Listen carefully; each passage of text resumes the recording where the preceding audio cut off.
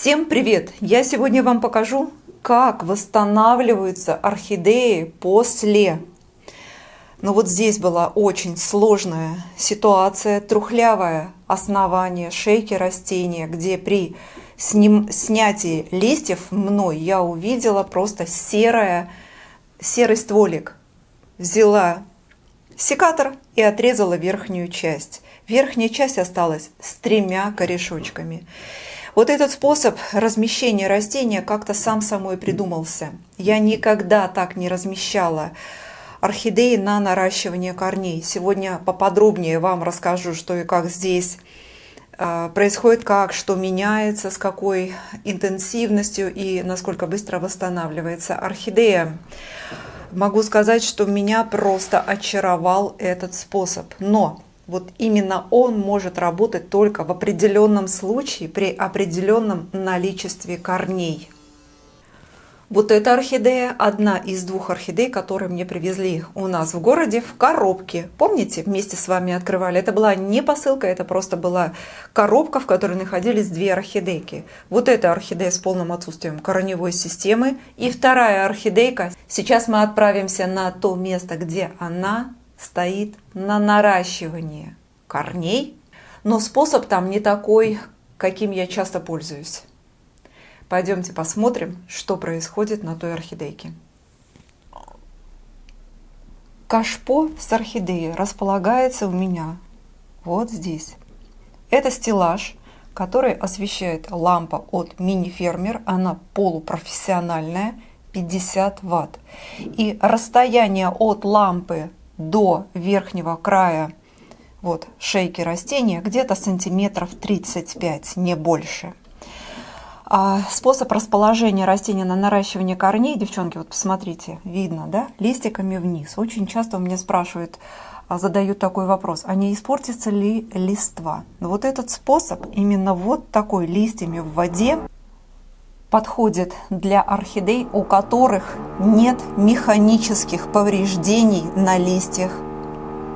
Вот совершенно ни царапин, никаких заломов, протрескиваний и так далее. Иначе, конечно, на месте механического повреждения через какое-то время после нахождения листа в воде обязательно могут возникнуть проблемы, поэтому обращайте на это внимание. Вот этот способ я выбрала, потому что листья были абсолютно чистые. У орхидеи не было ни одного корня. Я сделала еще срез, потому что мне принесли эту орхидею с шейкой такой, совсем неоднозначной, длинненькой, тоже покрытой максимом. Я отсекла то место, которое мне не совсем понравилось, и повторно обработала все максимом. Я вам сейчас показываю, приближаю. Вот у нас, знаете, такие очень вкрадчивые, не быстрые, но изменения есть. Вы видите, да? Пошел корешок. Нужно вовремя перевернуть растение, которое начинает восстанавливаться именно в этой системе посадки. Почему? Потому что листики сильно долго держать в воде не стоит. Я так думаю, что максимум месяца 3. Ответ растения на такое размещение может наступить только через 1,5-2 месяца, поэтому это не быстрый способ, но он тоже имеет свои результаты. Он тоже является действенным способом при определенных обстоятельствах, вот как здесь. Полное отсутствие корней. И, конечно, мне принесли эту орхидею, я не знала, что происходило с этой орхидеей, какие были на ней проявления. Я только, анализировала то, что я увидела, когда мне привезли эту орхидейку.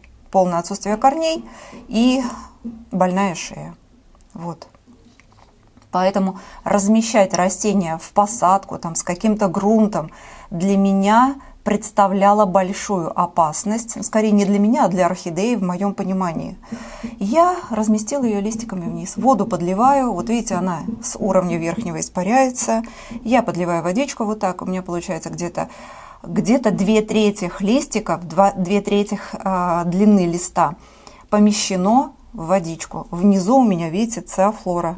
Я всегда так делаю. В воду можно добавлять любой стимулирующий состав. Янтарин, пожалуйста. Экстракт хвои, пожалуйста. НВ-101, пожалуйста. Живостимул не надо, потому что живостимул – это органические аминокислоты, которые ну, со временем начинает портиться вода. Вот, поэтому добавляйте именно то, что не испортит воду, в которой находится орхидеюшка. Вот, результат есть. Не знаю, есть там что-то внизу, листик пробивается, не пробивается. Я не хочу ее колыхать, трогать. С другой стороны, тоже там я... Давайте вместе, хоть, может, я видеокамерой что-то подгляжу. Ну, вроде как ничего пока не видно. Вот, я пыталась... что-то набухает немножко. Ну, посмотрим. По крайней мере, процесс пошел, и это уже радует. И вторая, вот, пожалуйста. Эта орхидея находилась вот в этой посадке. Вспоминайте, это Кливленд. Ссылочки давайте я оставлю на работу с этими орхидеями. И вторая ссылочка будет по размещению одной и второй орхидеи именно вот в эти системы содержания. Так, ну что, напоминаю, грунт я оставила. Почему здесь все отлично, все хорошо, но корней там нет. Там остались только оболочки от корней. Сейчас я вам покажу. Тут с одной стороны видно, вот, оболочка от корня и тяж внутри. Вот эта оболочка, она уже не навредит растению, она уже там преть, гнить нечему. И восходящей инфекции по корню не будет к растению. Поэтому вот смотрите, сейчас я всегда уровень воды держу вот здесь, для того, чтобы корневую систему с верхнего уровня, та, которая будет появляться, выманивать сюда более глубокие, более влажные слои. Поверхность мха не маленькая, я сделала вот такую шапку, маховую шапку, для того, чтобы мне обеспечивать необходимый уровень влажности в уровне шейки, чтобы воздух был влажный, чтобы шейка у меня давала хорошие, ну, чувствовала влажность воздуха, потому что откуда ей брать воду-то? Неоткуда, корней-то там нет. Вот, листики я постоянно подпитываю, стараюсь подпитывать. Видите, у меня спрашивали вы, Ирина, а где пакеты? Девчонки, вот этой орхидеи я не хочу одевать пакеты. Здесь у меня происходит увлажнение листьев где-то раз в 2 дня. Увлажняю чистой водой и потом сверху по этим листикам. Вот увлажнила диски, а потом я чередую лактат хитозана по вот этот у меня в готовом разведенном растворе. Я им опрыскиваю по мокрому диску, чередуя, я вам говорю. Вот, кстати, у меня часто спрашивают, нужно ли разводить этот раствор. Нет, это готовый раствор. Вы его будете разводить, он превратится просто в воду. Так, и вот это, янтарин и витаминка. Нет у вас, девчонки, все средства подручные, которые у нас дома есть, берите, пожалуйста, сок алоэ. Пропитывайте ватные диски разведенным соком алоэ. Я беру всегда аптечный. И вот так вот на листике. Эффект просто колоссальный, поверьте мне. Это не то, что я что-то, вы знаете, вау-видео вам снимаю. Нет, это то, к чему я прихожу со временем. Есть результат, я о нем вам обязательно расскажу. Вот. Алоэ возьмите. Ну, что еще у нас? Янтарин в таблетках в этом куда дешевле получается, чем вот эти вот составы покупать. Тот же от Бонафорте, да, с янтарином и витаминами. Разводите 2 таблетки 0,1 грамма янтарина в пол-литре воды и также пропитывайте ватные диски. Янтарин можно хранить в разведенном виде, ну, где-нибудь до 3 суток, 5 суток в холодильнике. Вот. Достаете, ватные диски смачиваете, чуть-чуть их греете и на листочки накладываете. Все. Давайте смотреть, что по корням у нас тут. У нас тут очень хорошая, прекрасная картина. Повторно вот это место на шейке у орхидеи я тоже покрыла Максимом. Мне принесли ее всю раскрашенную в красный цвет. Я добавила, сделала повторную обработочку Максима, потому что я часто так делаю. Когда уже Максим, как бы проникая в ткани, его становится слабо видно, проявляется такая вроде как зеленая ткань растения. И я еще разочек всегда покрываю. Если надо, бывает, 3-й раз беру Максим неразбавленной кисточкой, прям им все-все покрываю. Вот, пошел корешок, отодвинул листик подпорченный. Вот он, видите, а с этой стороны у нас вообще прелесть. Корней не было ни одного, напоминаю вам. Этот уже туда устремился. Все, именно в те влажные слои, где я держу уровень воды специально для того, чтобы выманивать корневую систему внутрь посадки. И растет лист. Лист вырос уже в 3 раза больше. Он был маленький-маленький, там зачаток листика торчал на момент расположения растения, когда мне ее привезли. Все, ничего особого. И помните, да, что первый раз я пролила посадку, прям замочила полностью в привикуре. Я это сделала целенаправленно для того, чтобы мне нормализовать внутри посадки все то, что могло там быть после пропадания корней. А пропадание корней, было не у меня, а мне уже с такими корнями ее привезли. Я не стала, знаете, очень решительно действовать в том случае, при вот такой картине этого не нужно было делать.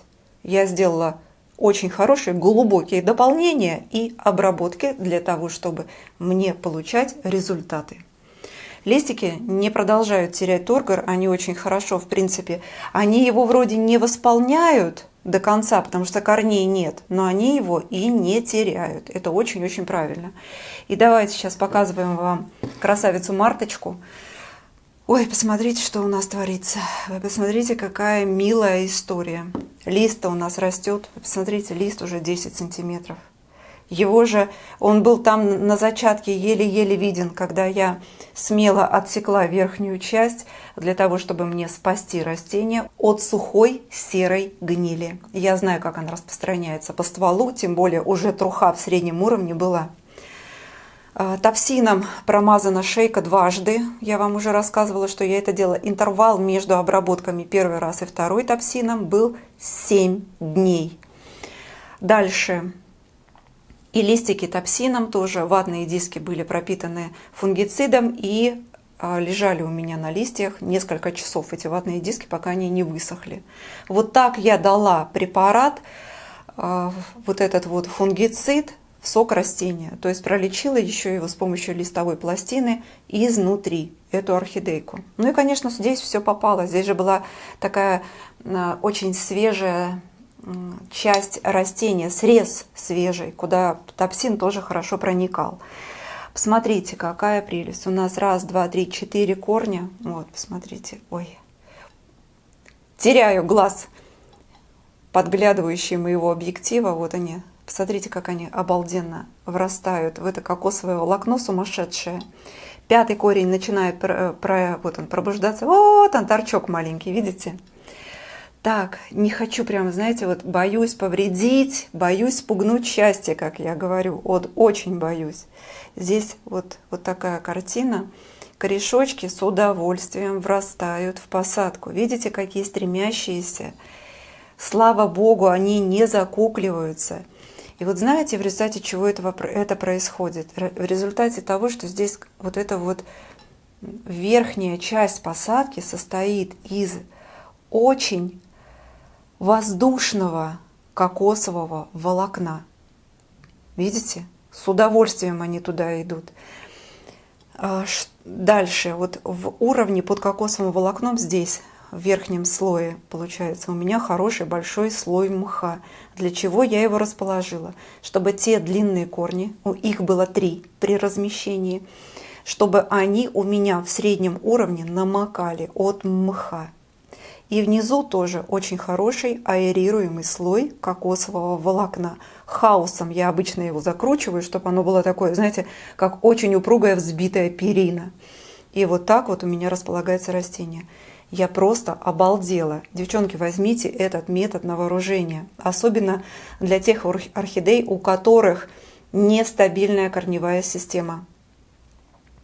Воздух при размещении сомнительных корней в посадку будет сохранять корни орхидей, но предварительно нужно обязательно их пролечить привикуром, но каким-то корневым фунгицидом, какой у вас есть. Возьмите фитоловин, привикур, ну что-нибудь такое, триходерму харцианум, триходерму вириды, что у вас есть. Корневая система должна быть обработана перед размещением на наращивание корней. Смотрим.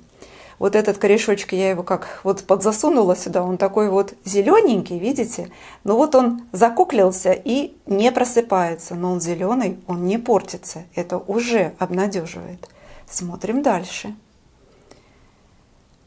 Вот этого корня не было видно вообще. Он там где-то в середине заблудился, когда я располагала эту орхидею на наращивание. Вот видите, что сейчас происходит? Он активно растет и врастает в слой циофлоры. И тот третий кончик, которого тоже не было видно, посмотрите, вот он. И уже туда, и постелился уже там по дну, по циофлоре. Вот, наверное, видите его, да? Вот, все очень хорошо видно. Посмотрите, какая прелесть. И рост листьев, листа, и рост новых корней в уровне здоровой шеи, и рост корней, которые располагаются в посадке. Это все говорит о том, что орхидея сейчас находится в пролеченном, правильном, стабильном состоянии, которое дает возможность орхидее развиваться дальше. Вот, что я делаю? Никогда не наливаю воду вниз. Никогда. У меня циофлора, нет такого, чтобы в циофлоре стояла вода. Вот сейчас рано еще ее поливать. Я ее поливала 3 дня назад. Как я поливаю? У меня я беру чистую воду в распылителе. Вот в таком, знаете, в чем я держу воду для опрыскивания. Вот такой распылитель обычный. И просто по поверхности опрыскиваю кокосовое волокно. И вода стекаемая очень хорошо увлажняет мох. Вот так я поливаю вот такую посадку. При этом какое-то количество воды, капелек, конечно, может стечь в нижний уровень. Но так как у меня циофлора просыхает от полива до полива, то вот эти капельки, которые сюда стекают, они просто забираются вот этим влагосберегающим и влагорегулирующим компонентом. Очень хорошо работает циофлора вот в таких системах содержаниях на наращивание корней. Ну, надеюсь, что результаты вас вдохновили.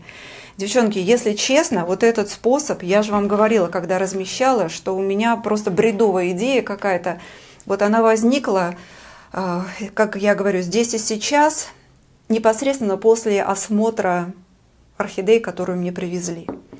И я думаю, дай-ка я попробую. Все-таки вот это наше кокосовое волокно, которое работает в нижнем уровне как замечательный аэрируемый слой, все-таки даст свой результат. Но при этом обязательно позаботиться нужно о уровне мха в верхнем уровне посадки. Потому что если вы разместите только кокосовое волокно, у вас та корневая система, которую вы опустите, не будет получать на протяжении всего корня необходимое количество воды. Вот. И потому что еще может быть уровень расположения оставшихся корешков не низкий, как вот у меня было, а, например, где-нибудь здесь корешочки окажутся. Понимаете, поэтому вам нужно позаботиться о том, чтобы вот этот слой был. Чтобы часто не поливать и не увести растение к дальнейшему пропаданию корней. Так что, девчонки и мужчины, результаты есть, они очень-очень хорошие, и мои подробные видео вам в помощь. Пожалуйста, пользуйтесь наработками, теми хорошими результатами, которые я вам показываю. Конечно, все относительно ваших условий содержания, но помните, что на наращивании корней, на восстановление растения нужно содержать под хорошим освещением и стабильной температуре, чтобы ночные температуры у вас не были холодными, иначе может случиться беда. Поэтому они у меня растут на верхнем уровне стеллажа, вот эти вот 2 восстанавливаемые мои красавицы, где у меня температура всегда стабильна. Она где-то 24-25 градусов и ночью, и днем. Я проверяла, я все это контролирую. Да, влажность у меня низкая, но влажность я держу и обеспечиваю растению, вот именно тем, которые на восстановлении, с помощью вот таких вот маховых шапок, маховых прослоек в уровне посадки, ну и так далее. Сегодня у меня для вас все. Рада была встрече с вами. Желаю вам здоровья, благополучия, всего вам самого-самого наидобрейшего. Всем пока-пока. До новых встреч.